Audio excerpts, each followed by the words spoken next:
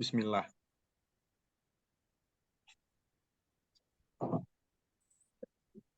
Assalamualaikum warahmatullahi wabarakatuh. Kami dari kelompok 1 Ilmu Perundang-undangan kelas A Indralaya akan memaparkan hasil diskusi kami tentang sistematika penyusunan dan kerangka naskah akademik.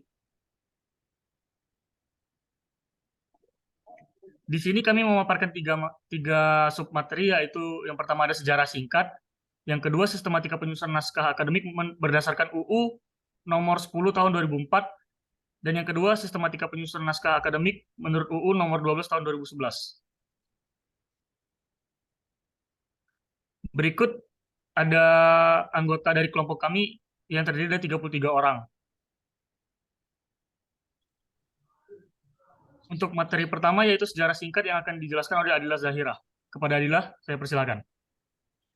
Sejarah singkat. Sebelum adanya Undang-Undang Nomor 10 Tahun 2004 tentang pembentukan peraturan perundang-undangan, belum ada peraturan mengikat bagi penyelenggara negara jika penyusunan suatu peraturan perundang-undangan harus menggunakan naskah akademik dan biasanya disesuaikan dengan kebiasaan yang berlaku.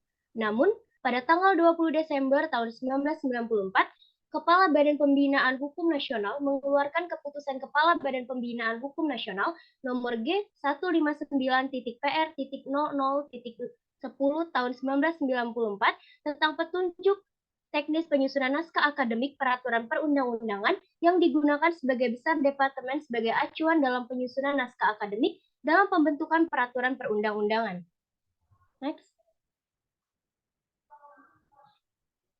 Dalam Undang-Undang Nomor 10 Tahun 2004 tentang pembentukan peraturan perundang-undangan pun sebenarnya belum dirumuskan suatu kewajiban bagi penyelenggara negara untuk merumuskan suatu naskah akademik jika ingin merumuskan suatu perundang-undangan.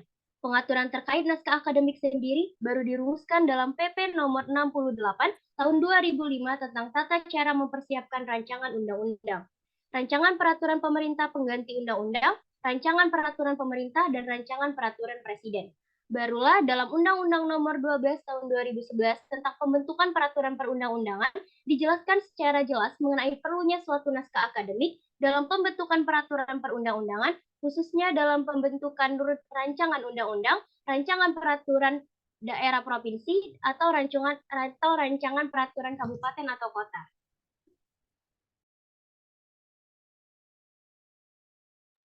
Terima kasih kepada Adila.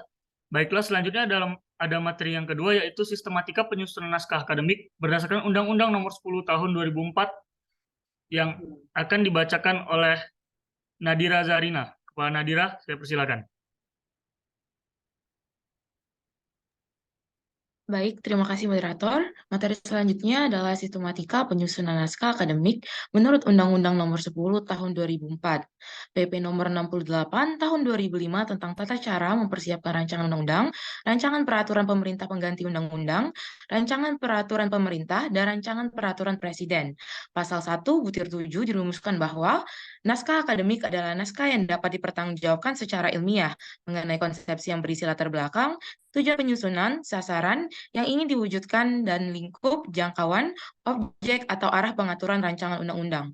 Next.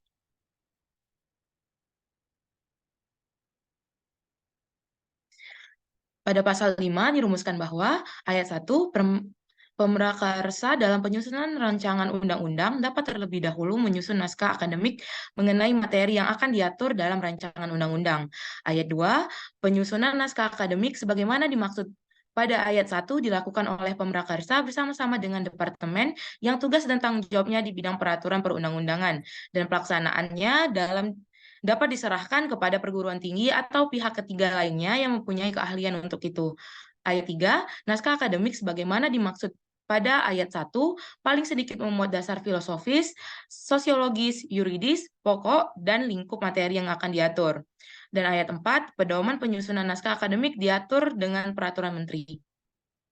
Selanjutnya saya kembalikan ke moderator. Baik, terima kasih Nadira. Selanjutnya akan dilanjutkan oleh Salma Amalia. Kepada Salma, saya persilakan. Pasal 125 ayat 1 dan Pasal 134 ayat 1 Surat Keputusan Dewan Republik Indonesia nomor 8 garing DPR Republik Indonesia garing I-2005-2006 tentang tata tertib Dewan Perwakilan Rakyat Republik Indonesia.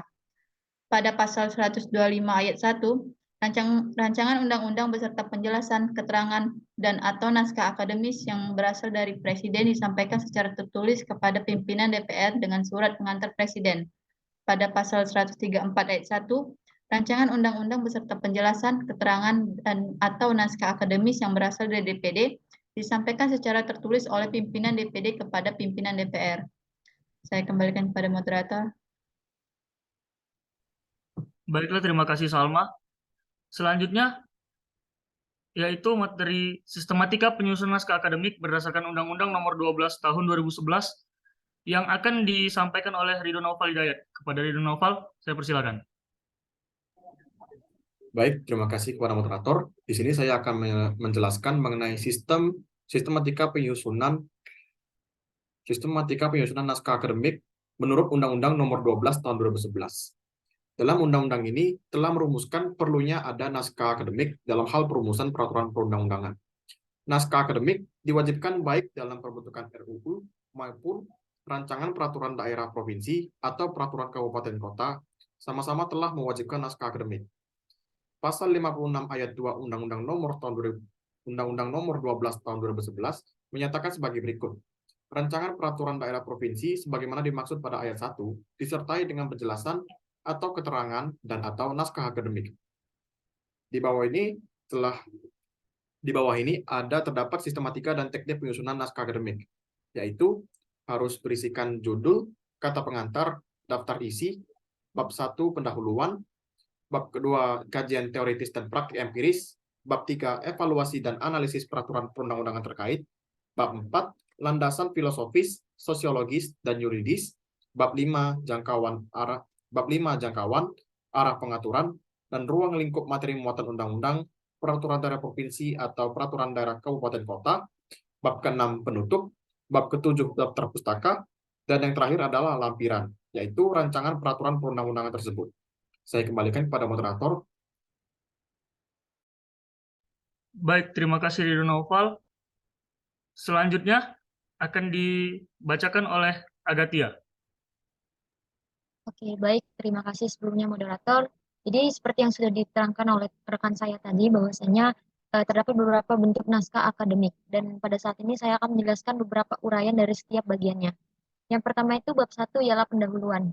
Pendahuluan ini memuat beberapa latar belakang, sasaran yang akan diwujudkan, identifikasi masalah, tujuan dan kegunaan, serta metode penelitian.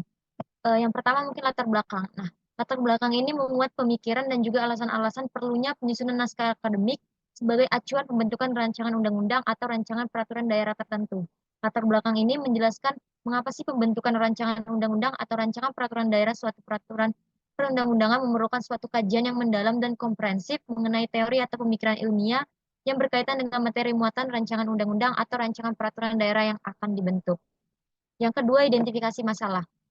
Di identifikasi masalah ini memuat rumusan mengenai masalah apa saja sih yang akan ditemukan dan juga diuraikan dalam naskah akademik tersebut. Pada dasarnya, identifikasi masalah ini dalam suatu naskah akademik mencakup 4 pokok masalah. Yang pertama itu permasalahan apa yang dihadapi dalam kehidupan berbangsa, bernegara, dan bermasyarakat, serta bagaimana permasalahan tersebut dapat diatasi. Yang kedua, mengapa perlu rancangan undang-undang atau rancangan peraturan daerah sebagai dasar pemecahan masalah tersebut, yang berarti membenarkan pelibatan negara dalam penyelesaian masalah tersebut. Dan yang ketiga, apa yang menjadi pertimbangan atau landasan filosofis, sosiologis, yuridis, pembentukan rancangan undang-undang atau rancangan peraturan daerah. Dan yang keempat, apa sasaran yang akan diwujudkan, ruang lingkup, pengaturan, jangkauan, dan arah pengaturan. Lalu yang ketiga, tujuan dan kegunaan kegiatan penyusunan naskah akademik. Dalam tujuan dan kegunaan kegiatan penyusunan naskah akademik, sesuai dengan ruang lingkup identifikasi masalah yang dikemukakan sebelumnya, tujuan penyusunan naskah akademik dirumuskan sebagai berikut. Yang pertama, merumuskan permasalahan yang dihadapi dalam kehidupan berbangsa, bernegara, bermasyarakat, serta cara-cara mengatasi permasalahan tersebut. Yang kedua, merumuskan permasalahan yang dihadapi sebagai alasan pembentukan rancangan undang-undang. Yang ketiga, merumuskan pertimbangan atau landasan filosofis, sosiologis, yuridis pembentukan rancangan undang-undang. Dan yang keempat, merumuskan sasaran yang akan diwujudkan, ruang lingkup, pengaturan, jangkauan, dan arah pengaturan dalam rancangan undang-undang. Sementara itu, kegunaan penyusunan naskah akademik ialah sebagai acuan ataupun referensi penyusunan dan pembahasan rancangan undang-undang atau rancangan peraturan daerah. Dan yang keempat, metode. Penyusunan naskah akademik pada dasarnya merupakan suatu kegiatan penelitian sehingga digunakan metode penyusunan naskah akademik yang berbasiskan metode penelitian hukum atau penelitian lain. Nah, penelitian hukum dapat dilakukan melalui beberapa metode, seperti metode yuridis normatif dan metode yuridis empiris. Dan yang pada bab kedua, memuat tentang kajian teoritis dan praktik empiris. Sebenarnya pada bab ini memuat uraian mengenai materi yang bersifat teoritis, asas, praktik, perkembangan pemikiran, serta implikasi sosial politik dan ekonomi keuangan negara dari pengaturan dalam suatu undang-undang, peraturan daerah provinsi, atau peraturan daerah kabupaten atau kota.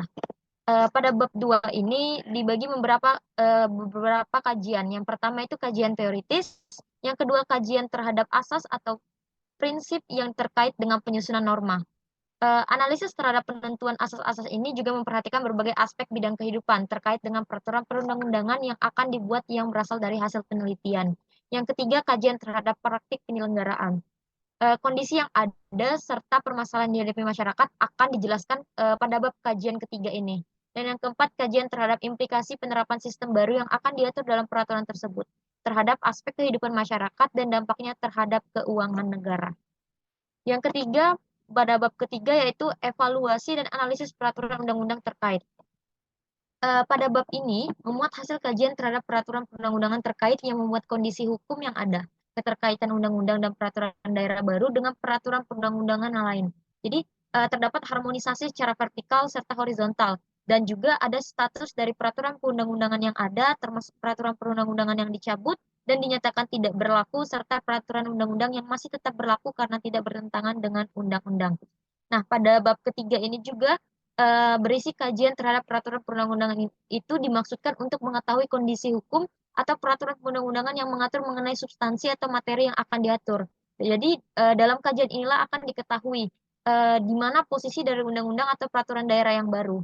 Nantinya, analisis ini dapat menggambarkan tingkat sinkronisasi, harmonisasi peraturan perundang-undangan yang ada, serta posisi dari undang-undang dan peraturan daerah untuk menghindari terjadinya timpang tindih peraturan daerah ataupun peraturan perundang-undangan. Hasil dari penjelasan atau uraian nantinya akan menjadi bahan bagi penyusunan landasan filosofis dan yuridis dari pembentukan peraturan perundang-undangan, peraturan daerah provinsi, atau peraturan daerah kabupaten atau kota yang akan dibentuk nantinya. Sekian penyampaian dari saya kembalikan kepada moderator. Baik, terima kasih Agatia. Untuk uraian selanjutnya akan dibacakan oleh Sabrina. Baik, di sini Pada saya Sabrina. Seri selanjutnya yaitu bab 4, yaitu landasan filosofis, sosiologis, dan yuridis. Landasan filosofis yaitu pertimbangan mengenai pandangan hidup, kesadaran, dan cita hukum yang meliputi suasana kebatinan serta falsafah bangsa Indonesia yang bersumber dari Pancasila dan pembukaan Undang-Undang Negara Republik Indonesia tahun 1945. Yang kedua yaitu landasan sosiologis, yaitu pertimbangan mengenai kebutuhan masyarakat dalam berbagai aspek. Yang ketiga yaitu landasan yuridis, yaitu pertimbangan mengenai permasalahan hukum atau mengisi kekosongan hukum dengan mempertimbangkan aturan yang telah ada, yang akan diubah atau yang akan dicabut. Yang kelima yaitu bab 5 tentang jangkauan, arah pengaturan, dan ruang lingkup materi muatan undang-undang, peraturan daerah provinsi atau peraturan daerah kabupaten atau kota. A yaitu ruang lingkup materi terdiri dari 1. Ketentuan umum memuat rumusan akademik mengenai pengertian istilah dan frasa. 2 yaitu ketentuan saksi. 3 ketentuan peralihan. Baiklah, saya kembalikan ke moderator. Baik, terima kasih Sabrina. Untuk uraian selanjutnya akan dibacakan oleh Adi Putra. Kepada Adi, saya persilakan. Oke, terima kasih moderator. Untuk selanjutnya itu kami akan langsung membuat catatan penutup. Dalam hal ini ada kesimpulan di mana berdasarkan hasil diskusi kelompok kami menyimpulkan bahwa dalam pelaksanaannya sendiri naskah akademik ini sangat diperlukan dalam proses pembentukan peraturan perundang-undangan. Karena di dalam naskah akademik itu sendiri terdapat hal-hal menjadi bahan pokok atau bahan paku dalam ataupun intisari yang kita sebut dalam proses pembuatan undang-undang tersebut. Oleh karena itu, dalam hal yang kami diskusikan ini sudah sangat menjelaskan betapa pentingnya naskah akademik itu dalam perancangan dari setiap peraturan undang-undang yang berlaku. Yang kemudian setelah kesimpulan kami juga memiliki saran di mana dalam pelaksanaan penyusunan naskah akademik itu sendiri diharapkan bisa dilaksanakan oleh orang-orang atau tokoh-tokoh yang telah memiliki latar belakang yang sesuai dalam bidang masing-masing. Sebagai contohnya itu di bidang ekonomi, hukum, sosial budaya, dan lainnya, dengan harapan juga agar peraturan undang-undang yang dibuat itu bisa dilaksanakan dan dirasakan manfaatnya dengan sebenarnya. Next slide.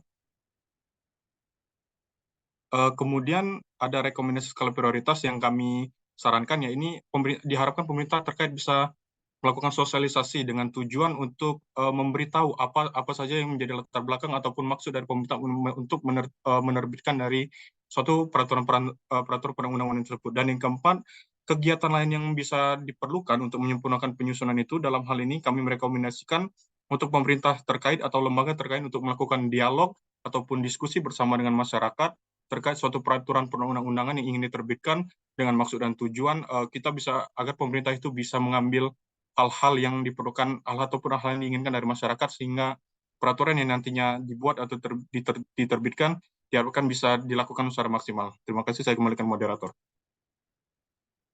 Baik, terima kasih Adi Putra. Di sini kami memiliki daftar pustaka yang dimana kami mengambil 2 buku dan 1 dari internet, yaitu jurnal. Yang pertama kami mengambil dari buku Ilmu Perundang-undangan Jilid 2 oleh Maria Farida dan buku Ilmu Perundang-undangan oleh Oyo Sunario. Sedangkan untuk dari internet kami mengambil dari Kemenkumham Jabar, yaitu pentingnya naskah akademik dalam pembuatan rancangan peraturan daerah yang diakses pada tanggal 3 April 2023 pada pukul 17.45 waktu Indonesia Barat. Di sini juga kami menampilkan contoh rancangan peraturan perundang-undangan. Yang pertama itu ada rancangan Undang-Undang Sistem Pendidikan Nasional atau Sisdiknas tahun 2022. Dan yang kedua, ada rancangan Undang-Undang Kitab Undang-Undang Hukum Pidana tahun 2022 telah disahkan menjadi Undang-Undang Nomor 1 tahun 2023 tentang Kitab Undang-Undang Hukum Pidana. Baik, sekian presentasi dari kelompok kami. Maaf jika ada kekurangan. Wabillahi taufiq wal hidayah. Assalamualaikum warahmatullahi wabarakatuh. Terima kasih semuanya.